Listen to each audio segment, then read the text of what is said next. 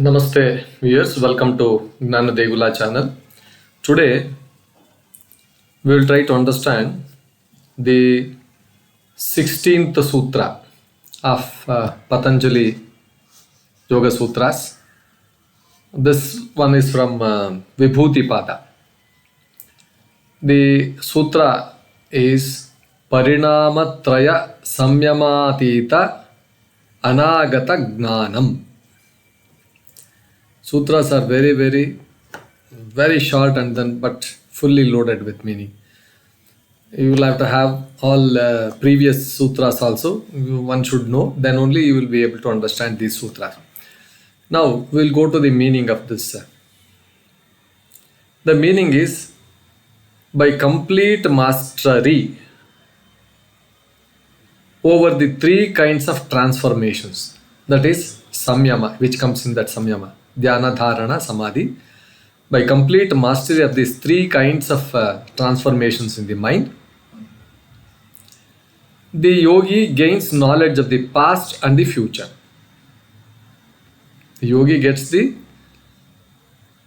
knowledge of the past, the present and the future also. We'll go to the details, but before we go to the details, I request you to please like, share and then subscribe to my channel.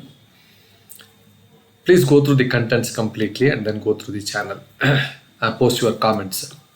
So now, here in this sutra, he is talking of pariṇāma-traya, that is threefold transformations. What is those traya? The first one is called as dharma-pariṇāma. Dharma-pariṇāma is the change in essential qualities. Dharma-pariṇāma, what something is becoming, what something comes ahead, that is change in the essential qualities, dharma-pariṇāma. Then the lakṣana-pariṇāma.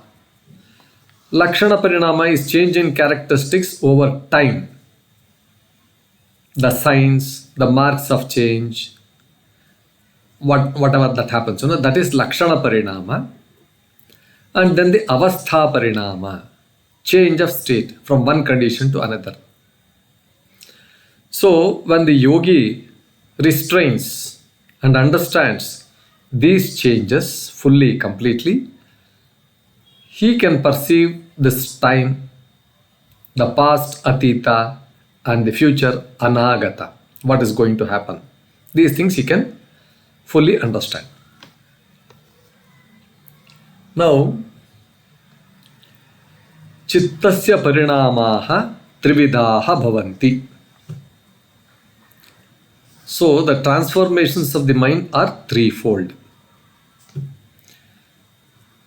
They are dharma lakshana avasthasu samyamaha kartavyaha. That means what? Restraint must be applied on dharma, restraint must be applied on lakshana, and restraint must be applied on avastha. That is the threefold transformations.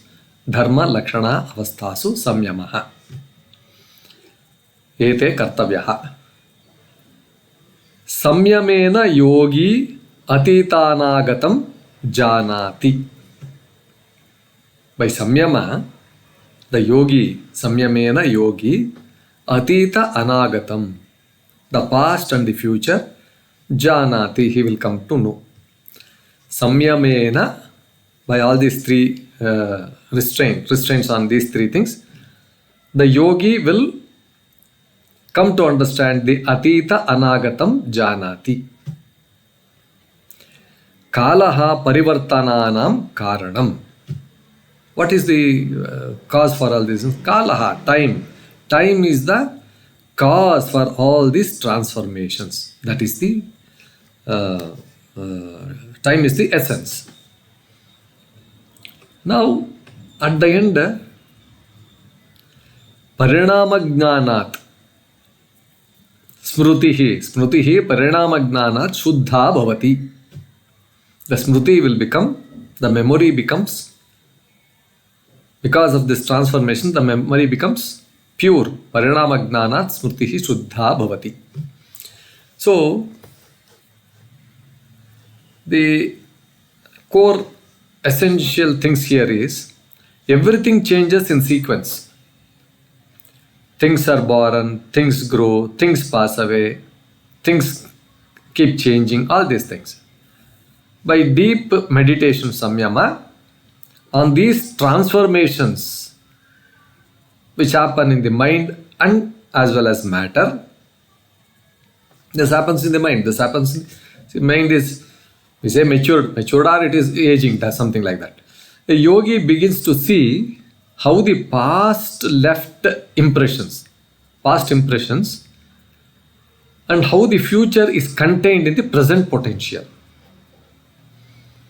So, this is past impressions, and that is the bhuta and bhavishyat also. How the future is contained in the present potential. Now, it is. This is how a yogi is able to foresee things past and the present. But one doubt is that this does not mean omniscience. The yogi develops insight into time, insight into memory, and insight into destiny. This is how it is to be understood. So, the important goal is not to get lost in these powers. See, Siddhis, you are not going to get lost in this. But the importance here is, the main goal is to realize how fleeting and how conditioned all transformations are. By realizing these fleeting and conditioned transformations, a yogi, he will move forward towards liberation. This is the gist of this. This is how it is to be understood. So the sutra is essentially, it tells us, master the way the change works in the mind and in the nature. You master how it changes here, how it changes in the nature. Then you will understand how the past, future are hidden in the present. This is the gist of this sutra. Viewers, with this explanation on this sutra, we conclude this episode. I hope this was quite interesting, quite insightful. Please like, share, and then subscribe to my channel. Please post your comments after having gone through the video talk completely. Thank you.